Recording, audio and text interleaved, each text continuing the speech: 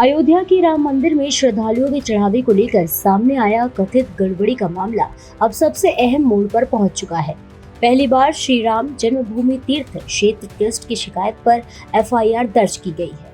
8 लोगों को नामजद किया गया, जबकि कई अज्ञात लोगों की भूमिका भी जांच के घेरे में है। अब एसआईटी आरोपियों की संपत्तियों, बैंक खातों और वित्तीय लेन देन की गहराई से जांच कर रही है। दरअसल मंदिर में आने वाले करोड़ों रुपए के नगद चढ़ावे की सुरक्षा, गिनती और बैंक में जमा करने की प्रक्रिया को लेकर अनियमितताओं की शिकायतें सामने आई थी। इसके बाद सीएम योगी आदित्यनाथ के निर्देश पर 3 सदस्यीय विशेष जांच दल यानी एसआईटी का गठन किया गया। जांच रिपोर्ट में आपराधिक कार्रवाई की सिफारिश के बाद अयोध्या के श्री राम जन्मभूमि थाने में मामला दर्ज किया गया। जांच के मुताबिक दान पात्रों से लेकर बैंक तक पहुंचने वाली पूरी प्रक्रिया के अलग अलग चरणों में कथित हेराफेरी की गई। सबसे पहले नाम आता है रामशंकर यादव उर्फ टिन्नू का।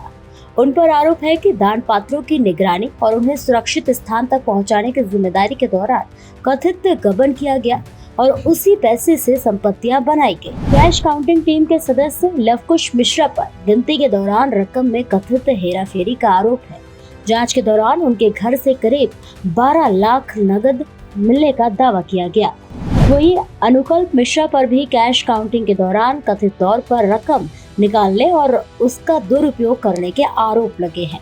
कैश काउंटिंग व्यवस्था के प्रभारी सुभाष चंद्र श्रीवास्तव पर निगरानी में लापरवाही और कथित अनियमितताओं में संलिप्तता का आरोप है। कमलेश पांडे और अविनाश शुक्ला पर दान की रकम को काउंटिंग रूम तक पहुंचाने की प्रक्रिया में कथित हेराफेरी और उससे संपत्ति अर्जित करने के आरोप लगाए गए हैं। वहीं मनीष कुमार यादव के घर से करीब 36 लाख रुपए नकद मिलने का दावा किया गया, जिसकी जांच जारी है।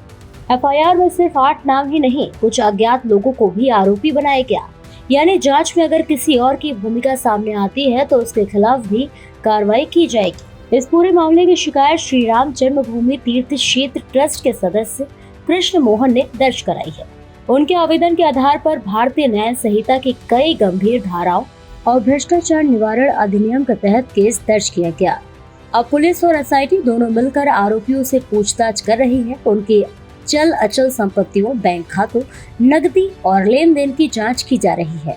अगर पर्याप्त सबूत मिलते हैं तो चार्जशीट दाखिल होगी और फिर अदालत तय करेगी कि किन आरोपों पर मुकदमा चलेगा।